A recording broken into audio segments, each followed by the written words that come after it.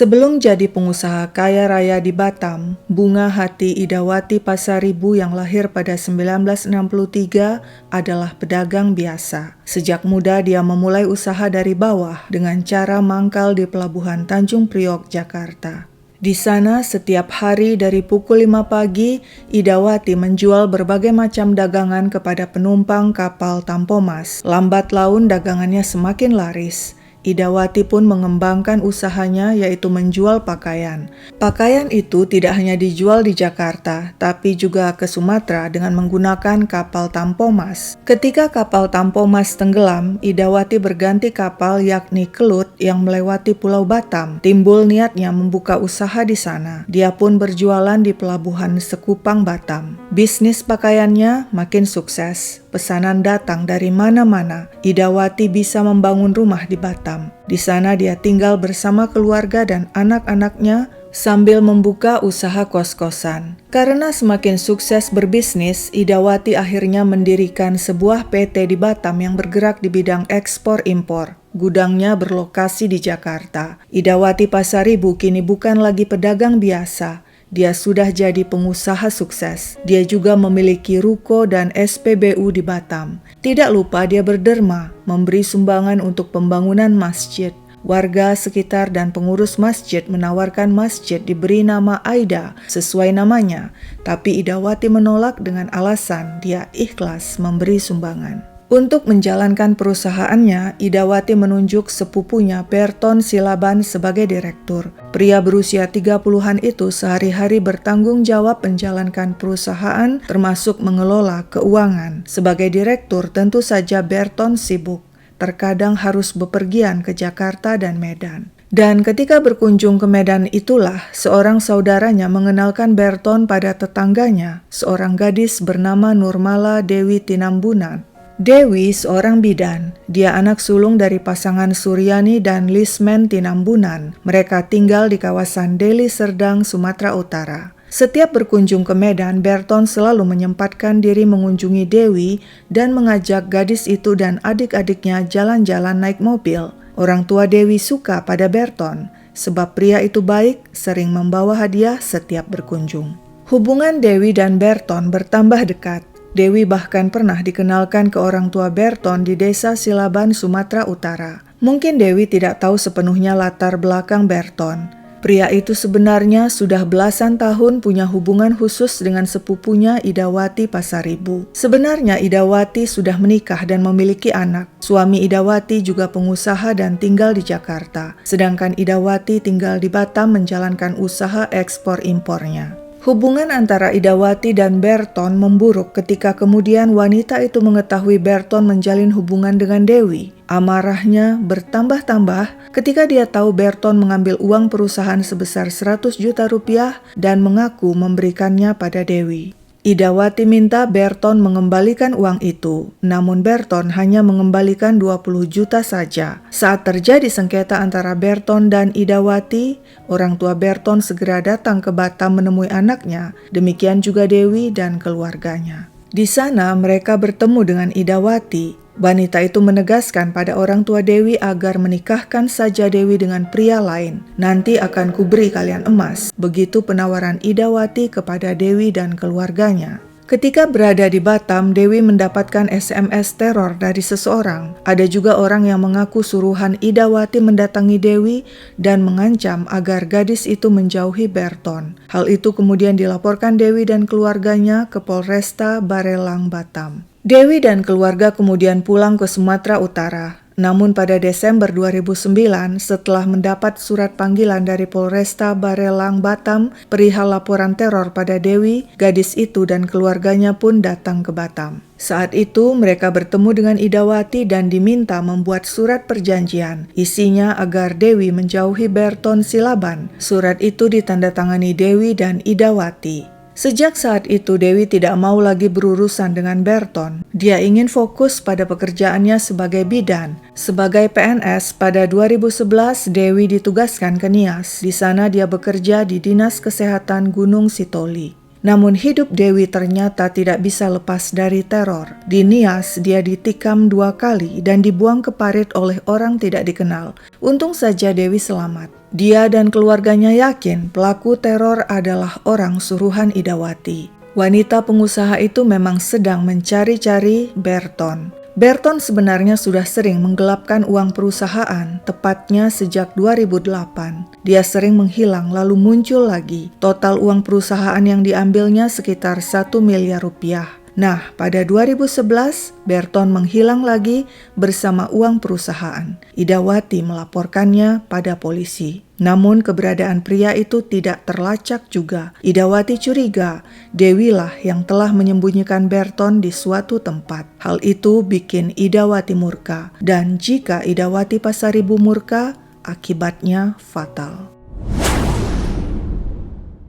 Niat Idawati sudah bulat, dia harus menyingkirkan Dewi selamanya. Namun untuk melakukan hal itu, dia perlu bantuan. Pada Oktober 2012, wanita itu pun berkeluh kesah kepada Rini Darmawati alias Cici, seorang kenalannya, pemilik salon di Batam. Idawati bilang dia dendam pada Dewi yang diyakininya telah menyembunyikan Berton yang diakui Idawati sebagai suaminya. Idawati minta Cici melenyapkan Dewi lewat santet. Wanita itu berjanji jika berhasil dia akan memberikan Cici imbalan besar. Cici dan suaminya Julius Hasibuan alias Yus baru saja pindah ke Batam tahun 2012. Keduanya berutang budi kepada si pengusaha Idawati karena telah memberi mereka pinjaman 650 juta rupiah untuk membeli rumah besar di Batam. Surat-surat rumah itu masih dipegang Idawati karena pinjaman Cici dan Yus belum lunas. Idawati juga mengangkat Yus sebagai adiknya dan menawarkan pria itu bekerja padanya daripada sebagai pelaut seperti yang dilakukannya selama ini. Alasan-alasan inilah yang kemudian membuat Cici dan Yus mau membantu Idawati. Idawati lalu memberikan uang operasional sebesar 10 juta rupiah kepada Cici.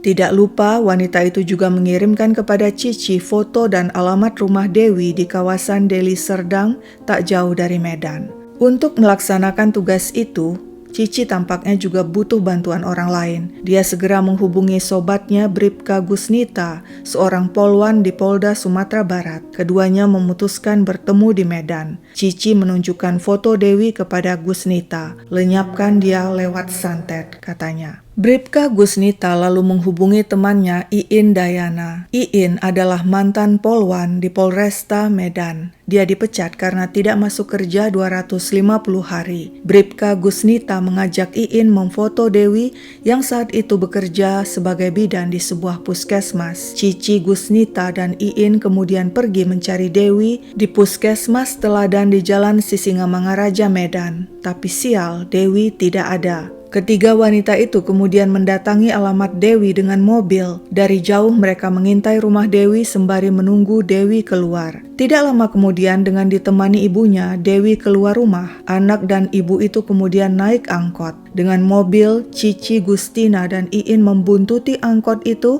hingga Dewi turun di puskesmas Teladan. Mereka langsung memfoto Dewi dengan HP masing-masing. Setelah itu, Cici, Gusnita, dan Iin berangkat ke Pematang Siantar untuk mencari dukun santet. Kepada sang dukun, mereka memberikan foto Dewi. Namun ditunggu-tunggu ternyata santet sang dukun gagal. Dewi tidak mati juga. Mendengar hal itu, Idawati kesal. Dia perintahkan Cici untuk melenyapkan Dewi dengan cara apapun. Cici kembali menyampaikan hal itu kepada Bribka Gusnita. Sang polwan pun bergerak. Pada November 2012, dia temui Bribda Aulia Zulfadlil yang juga merupakan anggota Polda Sumatera Barat. Gusnita minta Aulia mencarikan eksekutor untuk melenyapkan Dewi.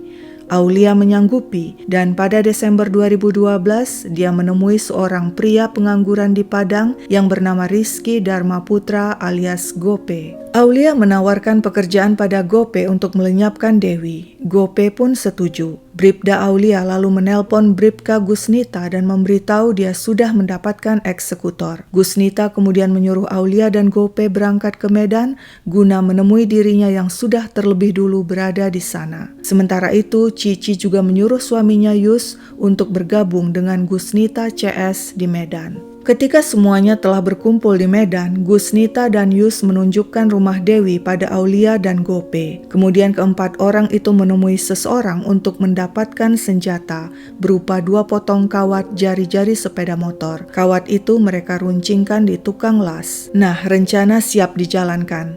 Pada Sabtu 22 Desember 2012, sekitar pukul 8 pagi, Bribda Aulia membonceng Gope dengan sepeda motor menuju rumah Dewi. Sementara itu Bribka Gusnita dan Yus mengikuti mereka dengan mobil. Sekitar 50 meter dari rumah Dewi, Aulia menghentikan sepeda motor. Mereka mengintai sekeliling. Tak lama kemudian tampak Dewi keluar dari rumah dibonceng ayahnya dengan sepeda motor. Aulia dan Gope segera bergerak menghampiri dan memepet Dewi dari belakang. Gope lalu meraih kawat yang diselipkan di pinggangnya dan menusukkannya ke tubuh Dewi. Kemudian Aulia dan Gope segera kabur disusul oleh Gustina dan Yus yang mengendarai mobil. Aulia dan Gope memarkir sepeda motor di parkiran Hotel Grand Antares di Jalan Sisingamangaraja, Medan. Mereka meninggalkan sepeda motor itu di sana lalu pergi bersama Gusnita dan Yus yang menjemput mereka dengan mobil. Di tengah jalan Gope membuang kawat.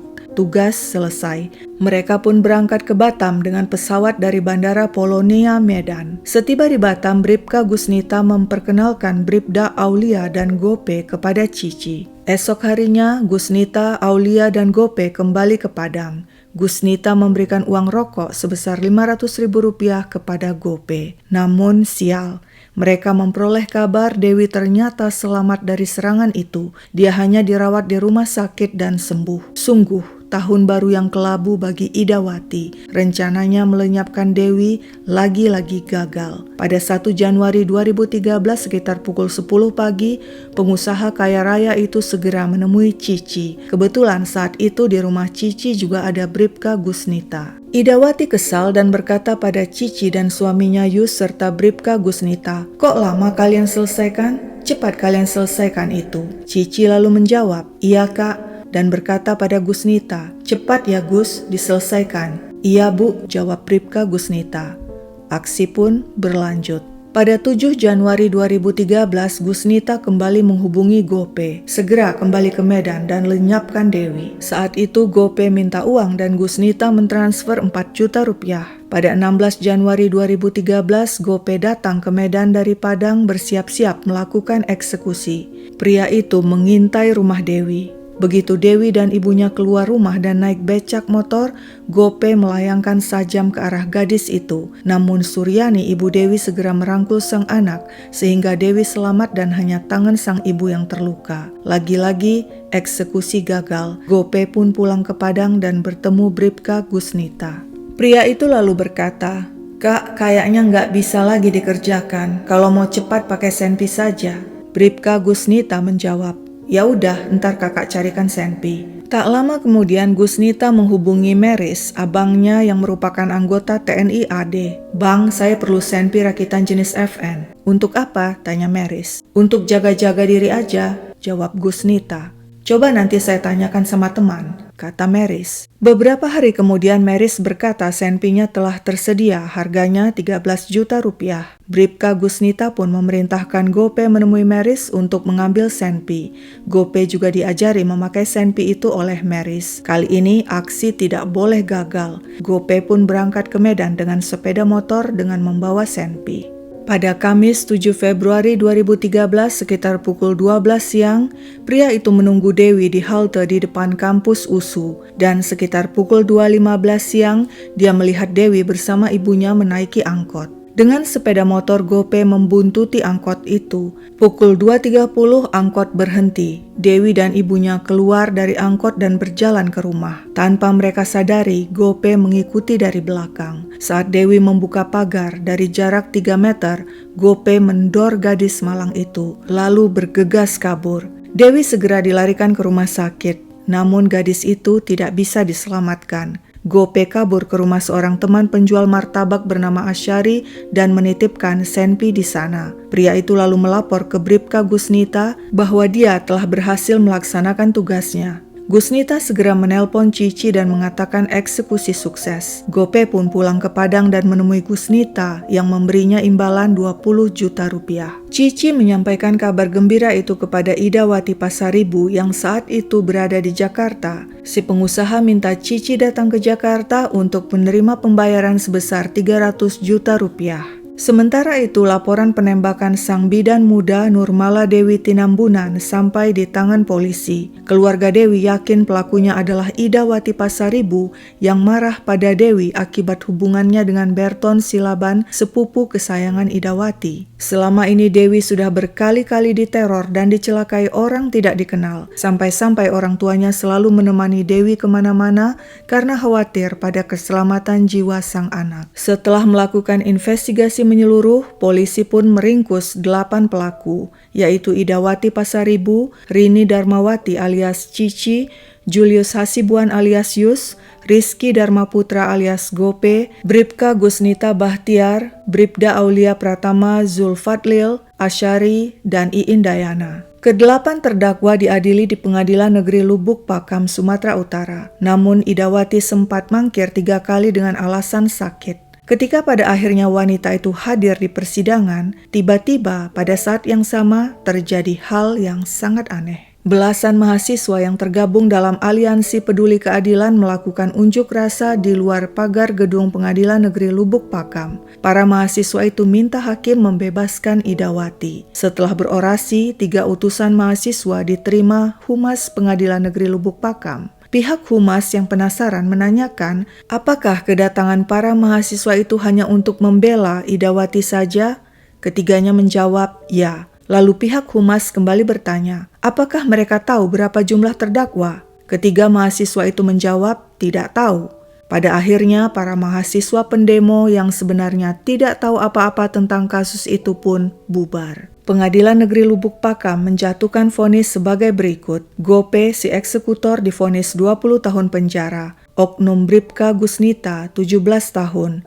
Cici dan suaminya Yus masing-masing 16 tahun dan 13 tahun penjara. Oknum Bribda Aulia 6 tahun penjara. Dan Asyari si penjual martabak 1 tahun 6 bulan penjara. Lalu bagaimana dengan otak kejahatan Idawati Pasaribu? Sungguh ajaib. Dia dan Iin Dayana si mantan polwan yang ikut membantu memfoto bidan Dewi divonis bebas oleh Hakim Pengadilan Negeri Lubuk Pakam. Tentu saja hal itu membuat marah keluarga Dewi. Di ruang sidang mereka mengatakan, bebaskan saja semuanya Pak Hakim, otaknya saja si Idawati malah dibebaskan. Memang Hakim Dolar juga yang menangani perkara Idawati itu. Menanggapi hal itu, Ketua Pengadilan Negeri Lubuk Pakam yang sekaligus juga merupakan Ketua Majelis Hakim yang memimpin sidang kasus Dewi mengatakan silakan lapor ke Komisi Yudisial jika memang ada suap. Sementara itu, Jaksa Penuntut Umum mengajukan banding hingga kasasi. Di tingkat kasasi pada 2014, Mahkamah Agung akhirnya memvonis Iin Dayana 12 tahun penjara, sedangkan Idawati Pasaribu 16 tahun penjara. Namun di mana Idawati? Sejak divonis bebas oleh Pengadilan Negeri Lubuk Pakam, keberadaannya tidak diketahui. Pihak Kejaksaan Negeri Lubuk Pakam sudah mendatangi 2 alamat Idawati, namun dia tidak ada di sana. Wanita itu juga sudah dicekal bepergian ke luar negeri. Akhirnya di awal 2017, 2 tahun setelah Mahkamah Agung menjatuhkan vonis 16 tahun penjara, Idawati yang buron secara sukarela menyerahkan diri karena merasa dirinya tidak tenang dalam pelarian. Wanita itu didampingi keluarganya. Aparat langsung mengirimnya ke Rutan Pancur Batu untuk menjalani hukuman. Ada informasi yang mengatakan selama buron Idawati bersembunyi di Sumatera Utara, namun ada juga informasi yang menyebutkan wanita itu tinggal di dalam kapal di sekitar kawasan Batam. Lalu bagaimana dengan keberadaan Berton Silaban, pria yang jadi awal masalah antara Idawati dan Dewi? Kabar tentang dirinya simpang siur. Saudara Berton yang dulu mengenalkan pria itu pada Dewi mengatakan keluarga Dewi lah yang menyembunyikan pria itu di kawasan Langkat di kebun sawit milik mereka. Namun tuduhan itu dibantah keluarga Dewi. Kasus ini terbilang tidak biasa, sebab banyak melibatkan pelaku wanita dan oknum aparat. Bagaimana menurut kalian? Sekian dulu ceritaku, sampai jumpa kapan-kapan.